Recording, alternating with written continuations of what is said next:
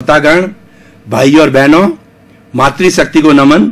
Channel 24+ news के खास विशेष मन को लुभाने वाला, मन को अच्छा लगने वाला, हमारे हृदय को तरोताजा करने वाला, मस्तिष्क को तरोताजा करने वाला और नए नए टिप्स देने वाला, ज्ञान की वृद्धि करने वाला पुनरुत्थान कार्यक्रम में आप सभी का हार्दिक स्वागत है, अभिनंदन है, सत्कार है। पुनरुत्थान का अर्थ होता है पुनर्जागरण, अवनति से उन्नति की ओर जाना और गिर करके ऊपर की ओर उठना, अपना व्यक्तित्व विकास करना। व्यक्तित्व विकास करने के लिए पुनरुत्थान के अंदर प्रतिदिन हम नए नए विषयों के साथ में प्रवेश होते हैं और हर विषय कोई न कोई जीवन का निर्माण करता है। तो आज उसी श्रृंखला के अंदर हमारा विषय जो है प्रतिष्ठा से जुड़ा हुआ है। प्रतिष्ठा का व्यामोह। भाई और बहनों, दर्शकगण, श्रोतागण, दो शब्द है, एक तो है प्रतिष्ठा, दूसरा व्यामोह। प्रतिष्ठा किसे कहा जाता है? प्रेस्टिज, आदमी की इज्जत, आदमी को रेस्पेक्ट मिलना, आदमी को अच्छा कहा जाने वाला और सभी लोग कहे कि अच्छा कार्य होता है, उसको प्रतिष्ठा कहा जाता है। और प्रतिष्ठा कब मिलती है? जब व्यक्ति अच्छे कार्य करता है, जब व्यक्ति समाज की सेवा करता है और समाज के लोगों को जो है वो नई दिशा मिले, वैसा कार्य करता है। परोपकार का कार्य करने वाला व्यक्ति हमेशा प्रतिष्ठा प्राप्त करता है। और इंडिविजुअल लेवल पर भी व्यक्ति अपना खुद का विकास करता है तो भी उसको प्रतिष्ठा मिलती है। लेकिन अगर समाज के विकास के साथ में अपनी योग्यता को जोड़े तो वो सोने पे सुहागा है और वो हमेशा करना चाहिए। देखिए, हम गृहस्थी हैं, हमारे घर है, परिवार है, माता पिता है, देश है, राष्ट्र है। स्वार्थ कुछ हद तक अच्छा है, स्वार्थ के बिना हमारा घर नहीं चल सकता, परिवार नहीं चल सकता, अच्छा है। लेकिन स्वार्थ के साथ साथ में हमारा प्रार्थ हो कि हम दूसरों के लिए भी कुछ करें, वह सोने पे सुहागा होता है। And what we contribute to the society is always countable. The people who contributes to the society, he does work for the society, for the welfare of the society, he is always remembered, he is immortal and he is never forgotten, his fragrance will never vanish। इसीलिए प्रतिष्ठा व्यक्ति को अच्छे कार्य करने से मिलती है। तो ये बात प्रतिष्ठा के संबंधी होगी। अब व्यामोह की बात है। मोह का अर्थ होता है अटैचमेंट, व्यक्ति का लगाव। व्यक्ति जो है एक ही चीज के पीछे पड़ा रहे कि मुझे तो वही मिलनी चाहिए। जब वन साइडेड हो जाता है तो उसको व्यामोह कहा जाता है। उसको दूसरी चीज से कोई लेना देना नहीं है, वो सेल्फ सेंटर्ड हो जाता है। जो बात उसने दिमाग के अंदर सोच रखी है वो ही मिलना चाहिए, उसी के लिए कार्य करता है, उसके अतिरिक्त वो इधर उधर नहीं सोचता है, वो व्यामोह कहलाता है।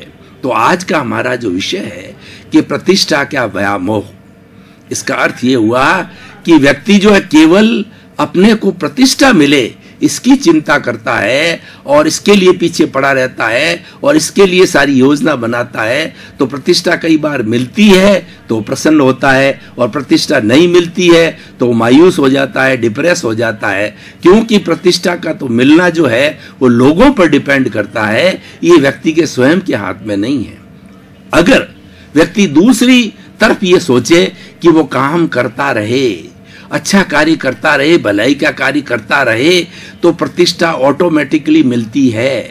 प्रतिष्ठा ली नहीं जाती है, प्रतिष्ठा मिलती है। और प्रतिष्ठा जो है काम का बाई प्रोडक्ट है।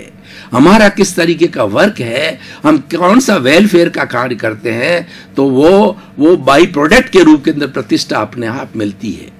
हम जो है हमारा पुराना इतिहास उठा करके देखें, जिन महानुभावों ने अच्छा कार्य किया देश के लिए, समाज के लिए, वो हमेशा प्रतिष्ठित हुए।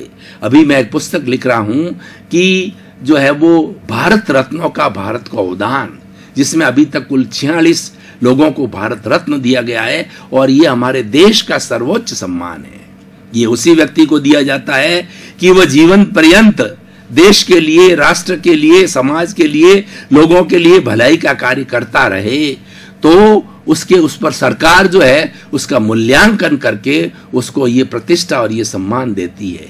उनकी आप हिस्ट्री उठा करके देखें तो उन्होंने कभी भी प्रतिष्ठा का व्यामोह नहीं किया, वो तो काम करते रहे। उनका प्रारंभिक जीवन देखें तो कितना संघर्षपूर्ण था। बहुत से ऐसे जो भारत रत्न थे कि बचपन में माँ चली गई, बचपन में पिताजी चले गए, वो जो है वो अपने म्युनिसिपैलिटी की लैंटर्न के नीचे पढ़े, उनकी फीस जमा कराने को पैसा नहीं था, उनको 2 टाइम का भोजन नहीं था। स्वामी विवेकानंद को देखिए कि उनकी स्थिति यह थी कि उनके पिताजी जो बचपन में गुजर गए, उनका नाम नरेंद्र था, तो कभी माँ भोजन करती और वो भूखे रहते, कभी वो माँ उसको खिलाती तो माँ भूखी रहती। इस तरीके से एक दूसरे को जो है किसी भी तरीके से राजी करके खिलाते तो दूसरे को भूखा रहना पड़ता। तो उनकी ऐसी स्थिति थी और वो विश्वविख्यात हुए।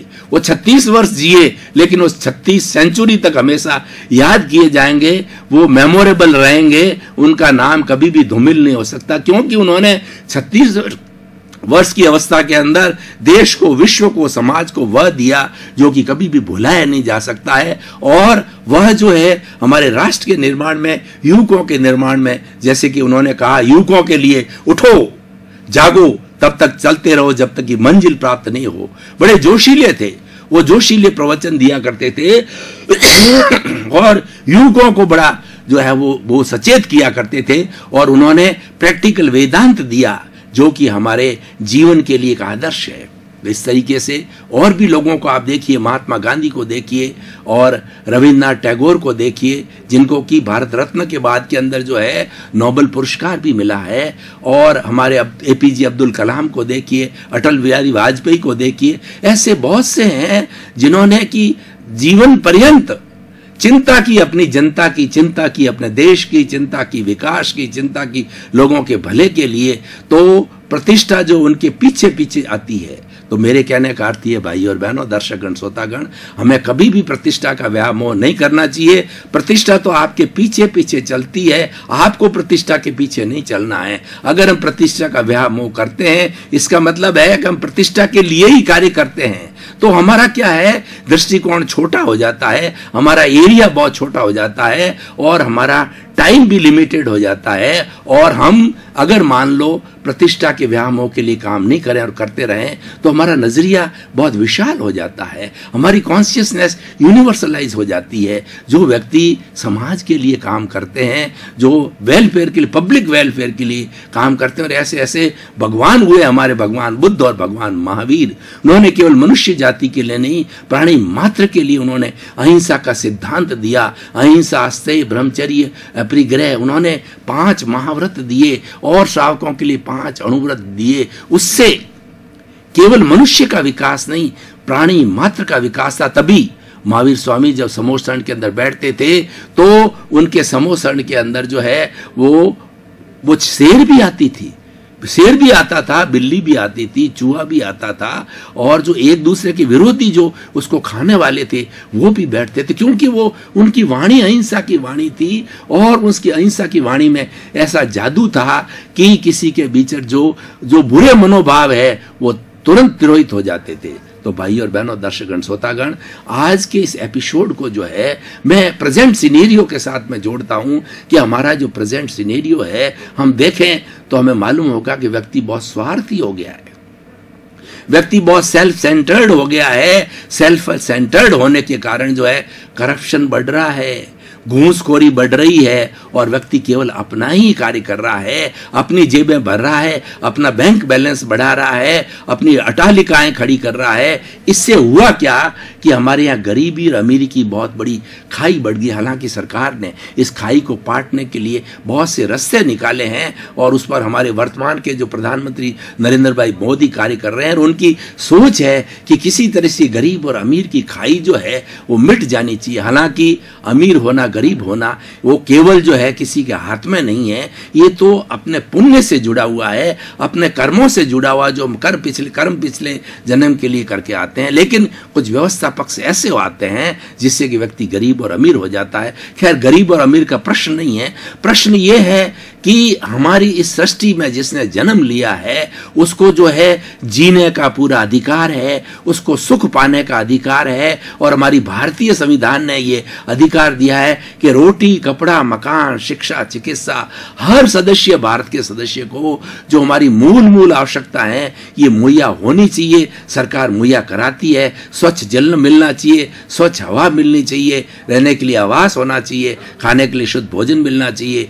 और ट्रीटमेंट और शिक्षा की व्यवस्था सरकार इसके लिए करती है। तो भाइयों और बहनों, दर्शकगण, श्रोतागण, आज का ये सिनेरियो बहुत ही सुंदर है। और खास करके हमारे युवा लोग हैं, हमारे इस भारतवर्ष के अंदर 60 करोड़ युवा लोग हैं और पूरा विश्व की 7 अरब की जनसंख्या है। प्रतिष्ठा का व्यामोह के विषय को गहराई से सोचे तो आज हमारे जो विश्व के अंदर असमानता है वह समानता में बदल सकती है, सर्वोदय हो सकता है। गांधी जी ने सर्वोदय दिया। सर्वोदय मतलब सबका भला, सबका उदय होना चाहिए। हर व्यक्ति को जो है अपनी योग्यता से कार्य करने का जो है उसको अवसर मिलना चाहिए। कोई व्यक्ति ऊंचाई तक क्यों नहीं पहुंच सकता है, आगे क्यों नहीं बढ़ सकता है? क्योंकि उनको अवसर ही नहीं मिलते।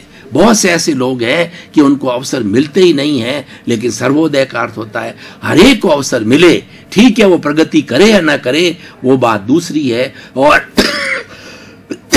हर एक को अपनी योग्यता के अनुसार कार्य करने का अवसर मिलेगा तो कोई भी व्यक्ति प्रतिष्ठा का व्यामोह नहीं करेगा और वह व्यक्ति जो है अपने अपने क्षेत्र के अंदर कार्य करता रहेगा, अपनी व्यक्तिगत जो है योग्यता को बढ़ाने का कार्य करेगा और साथ साथ में समाज कल्याण, परोपकार, भलाई के भी कार्य करता रहेगा।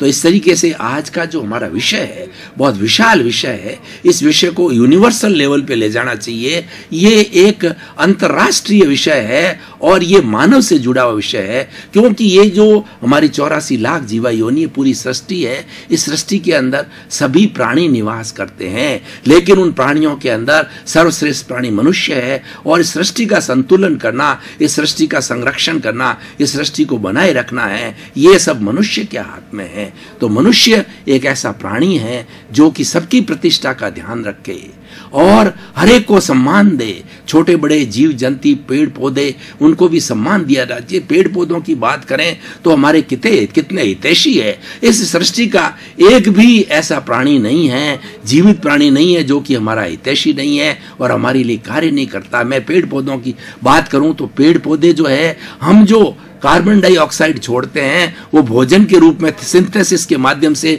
वो ग्रहण करते हैं और उस भोजन के बाद और वो ऑक्सीजन जो है वो छोड़ते हैं। भाई और बहनों, दर्शक श्रोतागण, पीपल की पूजा की जाती है। पीपल को कोई काटता नहीं है, पीपल पूजनीय है। इसका कारण यह है पीपल एक ऐसा पेड़ है कि 24 आवर्स ऑक्सीजन प्राण वायु देता है, इसीलिए पूजा जाता है। तो हमारे कितने हितैषी है। आज विज्ञान ने बहुत तरक्की कर ली है, लेकिन विज्ञान ने आज तक ऐसा कोई कारखाना नहीं लगाया है जो प्राण वायु का निर्माण कर सके, ऑक्सीजन का निर्माण कर सके। ऑक्सीजन की बॉटलिंग होती है और वो सप्लाई की जाती है हॉस्पिटल्स में और ऐसे स्थानों पर जहां पर व्यक्ति को इमरजेंसी के अंदर प्राणवायु की आवश्यकता होती है। लेकिन इसके निर्माण का जो है विज्ञान ने कोई भी अभी ऐसी फैक्ट्री नहीं लगाई है, और ऐसी फैक्ट्री लग जाती है तो बहुत बड़ी बात है। आज जो हमारी दिल्ली के अंदर देखिए क्या हालत हो रही है कि हम सांस नहीं ले सकते, हम घुटन महसूस हो रही है, क्योंकि वह प्राणवायु कम हो गई है। कार्बन डाइऑक्साइड, नाइट्रोजन आदि आदि दूसरी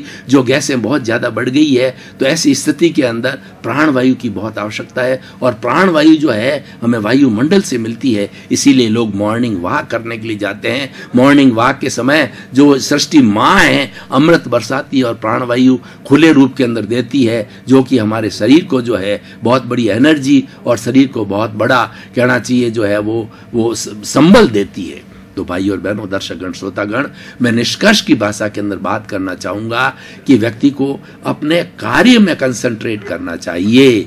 व्यक्ति कोई भी अपने जीवन का एक लक्ष्य बना ले और लक्ष्य में हमेशा चलता रहे तो उसको सफलता अवश्य मिलेगी और प्रतिष्ठा तो बाई प्रोडक्ट के रूप के अंदर उसको मिलती है। प्रतिष्ठा के लिए हमें कार्य नहीं करना है, प्रतिष्ठा की हमें चिंता नहीं करनी है, प्रतिष्ठा मिले या न मिले हमें उसका ध्यान नहीं देना। और मैं यहाँ गीता को कोट करना चाहूंगा कि गीता में भगवान कृष्ण ने कहा कि जो निष्काम कर्म की जो थ्योरी दी है, बहुत सटीक थ्योरी है, वो आज के एपिसोड के लिए बहुत ही एक मार्गदर्शक है।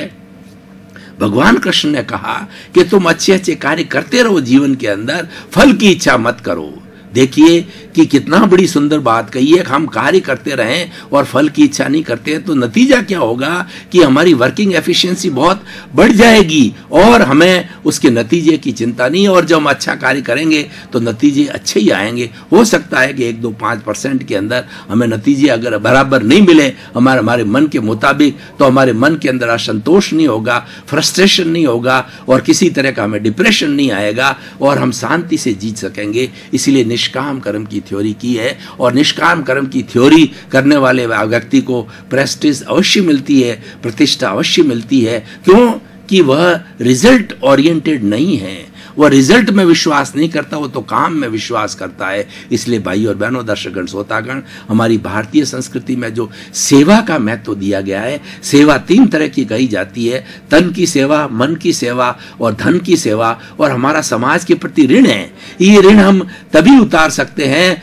जबकि हम समाज की सेवा करें। अगर किसी के पास के अंदर धन नहीं है तो उसको अपना जो है शरीर, यानी वो जिस संस्था में उसकी रुचि है उस संस्था में जाकर 1 घंटा 2 घंटा 4 घंटा प्रतिदिन वहां पर डिवोट करे और वो फ्री सर्विस देवे, तो ये धन की सेवा हो गई। और किसी के पास के अंदर समय नहीं है लेकिन प्रचुर मात्रा में धन है, तो उसको दोनों खुले हाथों से जो है धन का उपयोग, जो हमारे अभावग्रस्त भाई है वो किस तरीके से स्वभाव में आवे और किस तरह से उनको सहूलियत मिले, उस सहूलियत के लिए हमें कार्य करना चाहिए। और आज कर रहे हैं लोग।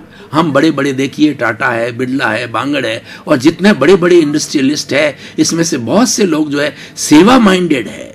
जैसे मैं मंगनी राम जी बांगड़ की बात करूं या बिरला जी की बात करूं, तो ये इन्होंने प्रारंभ से ही अपना लक्ष्य बनाया था कि हम इतना बड़ा उद्योग, टाटा की बात करें तो उन्होंने लक्ष्य बनाया था कि मैं ये जो इतना बड़ा विस्तार कर रहा हूं मेरे लिए नहीं है, मेरे भाइयों के लिए है और वो हमारी समाज की सेवा में काम आवे। और बिरला जी ने कितने मंदिर बनाए, धर्मशालाएं बनाई, भोजनशालाएं बनाई और लोगों के लिए कितने कॉलेज, ट्रीटमेंट के लिए हॉस्पिटल कितने बनाए। आज हम उदाहरण लें बिल गेट्स का, तो वो वर्ल्ड के रिचेस्ट व्यक्ति है, तो वह उनकी कितनी संपत्ति उनको पता नहीं, अरबों खरबों की संपत्ति जो है उनकी अर्जन होती है, लेकिन वो अपने लिए वही 50 साल पुराना मकान, 50 साल पुरानी गाड़ी, 50 साल पुराना फर्नीचर, यानी अपने लिए बहुत ही न्यूनतम 1-2% खर्च करते हैं। और 97-98% जितना भी पैसा उनकी उपार्जित होती है वो ट्रस्ट के माध्यम से जो है वो लोगों की भलाई के लिए लगाते हैं। तभी हमारा समाज इतना समृद्ध हो रहा है और चैरिटी का काम चल रहा है। हमारी भारतीय संस्कृति में चैरिटी को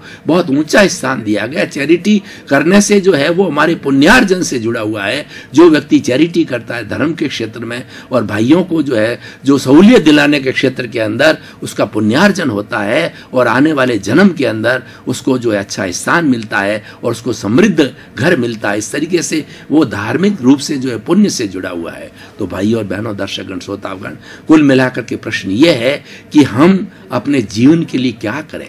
जीवन के लिए हमको लक्ष्य बनाना चाहिए और ये लक्ष्य जो है हमको बचपन से ही बना देना चाहिए। जब हम 15 साल के हों, 10वीं क्लास पास कर चुके हों और हमको ये अवसर आए कि अब हम कौन सी लाइन के अंदर जाना है, जैसे कि हमारी science, mathematics, science, biology, commerce और आर्ट्स ये सब्जेक्ट होते हैं, उसके अनुसार पढ़ाई के हिसाब से हमारा लक्ष्य बन जाता है। किसी का लक्ष्य जो है वो पॉलिटिक्स में जाने का होता है, किसी का IAS का होता है, किसी का IPS का होता है, किसी को उद्योगपति बनने का होता है, किसी को CA बनने का होता है, किसी को डॉक्टर बनने होता है। हर एक की अपनी अपनी इंडिविजुअल है, सभी अच्छे हैं। समाज के अंदर सभी तरह के घटकों की आवश्यकता है। डॉक्टर भी चाहिए, इंजीनियर भी चाहिए, CA भी चाहिए, पुलिस ऑफिसर भी चाहिए, IAS ऑफिसर भी चाहिए। क्यों? समाज, मनुष्यों के समूह को समाज कहते हैं और उसको व्यवस्था देने के लिए बहुत से लोगों की आवश्यकता होती है। अकेला व्यक्ति व्यवस्था नहीं दे सकता, ये व्यवस्था के घटक है। तो हर एक जो को भी अपना कार्य करता है और वो लोगों के भले के लिए करता है तो निश्चित तौर से उसको प्रतिष्ठा मिलती है। दर्शकगण, श्रोतागण, भाई और बहनों, आपका बहुत बहुत धन्यवाद। आपके प्रति कृतज्ञता। आप पुनरुत्थान कार्यक्रम को बड़ी दिलचस्पी के साथ में देख रहे हो। आप पुनरुत्थान कार्यक्रम की आत्मा हो, इसी कारण पुनरुत्थान कार्यक्रम टॉक ऑफ द टाउन बन रहा है। आपके प्रति मंगल भावना शुभ।